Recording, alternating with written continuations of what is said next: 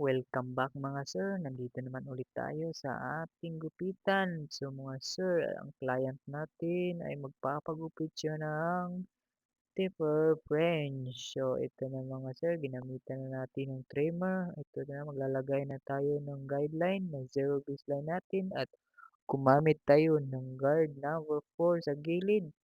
So ito na mga sir, at dito naman sa gilid ay mag-off yung lever tayo or zero. Ayan na mga sir, open lever and close lever lang ating ginagawa dyan at gumamit tayo ng guard number 1. Sa pagkakadali ng mga ganitong gupit, bagay ito sa mga ulong malalapad ang noo, yung maninipis na yung sa noo, at kahit anong klaseng buhok or basta yung naglalagas na yung sa noo, yung bang malapad na yung noo, bagay ito. So, depende yan sa barbero kung anong klaseng texture ang sa gilid or ang sa taas. Kasi minsan may manipis na buhok na hindi talaga kayang igupit sa ganitong hairstyle. Kasi yung buhok ay medyo sobrang nipis at di kayang takpan ng buhok yung buna or yung noo. So, sa Bisaya, buna, noo, agtang o sa ano mga klaseng salita sa bansang Pilipinas. So, ito na mga lods 'no, dito na tayo sa likurang bahagi. So, 'yan na mga lods. Minsan, meron tayong part na medyo dark spot, 'yan na talagang binabalik-balikan natin para magiging maganda yung transition ng pagkadali ng pagka-faded. So, 'yan mga sir 'no. So, dito mga sir, sa buhok niya maganda yung klase, medyo wavy. Maganda ito sa mga medyo wavy.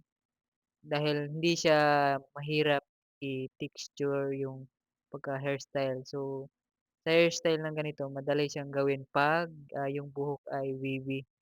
So, mahirap lang siya gawin sa mga hindi wavy na buhok kasi minsan magre-request yung customer na it is textured yung sa taas pero talagang trabahoso gawin dahil marami kang gagawin. Siyempre magti-thinning,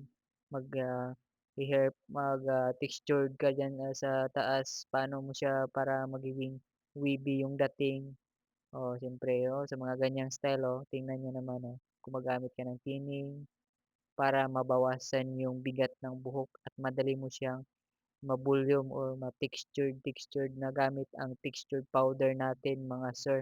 So ito na mga sir na binabawasan lang natin bawat kabilaan at ito na dinidetail na natin gamit ang ating labaha o razor. So yan na mga sir. So maganda talaga ang pagkadali natin dito mga sir no?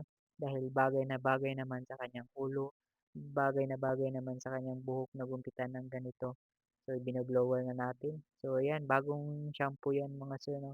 Free shampoo yan at ito na nilagyan na natin ng texture powder para mapurma natin yung buhok niya na pa-French. Ito na mga sir 'no, ayan pamisi-misi lang yung taas at may konting volume, yung naka-textured siya mga sir at ito na pa-blowout ng kaunti sa likuran. So iikot lang natin mga sir, sobrang linis ng pagkadali mga sir. Yan mga sir, oh. Wow, flawless na flawless yung ating gawa mga sir. Yan na po ang ating tapos na gawa.